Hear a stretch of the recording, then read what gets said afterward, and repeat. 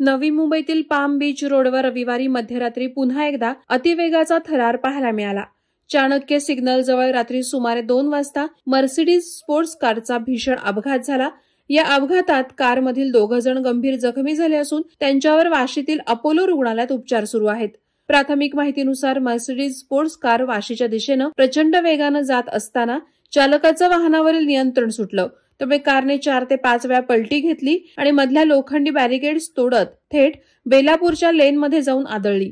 या जबर धडकेत गाडीचा अक्षरशः चुराडा झाला असून कारचे अवशेष रस्त्यावर विखुरले गेले। नवी मुंबईतील पाम बीच रोडवर वेगमर्यादा ताशी 60 किलोमीटर इतकी आहे। मात्र अनेक वाहन चालक वेगाचा थरार अनुभवण्याच्या नादात हे नियम पाळत नाहीत। त्यामुळे या मार्गावर अपघातांचं प्रमाण दिवसेंदिवस वाढतंय। अपघाताची माहिती मिळताच नवी मुंबई पोलिसांनी घटनास्थळी धाव घेतली। त्यांनी दोन्ही जखमींना तातडीनं उपचारासाठी रुग्णालयात दाखल केलं। याबाबत पोलीस तपास सुरू आहे।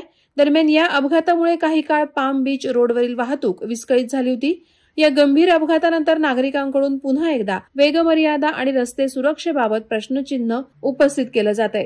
प्रशासनानं अशा घटनांवर आळा बसवण्यासाठी कठोर पावलं उचलावीत अशी मागणी स्थानिकांकडून होत आहे।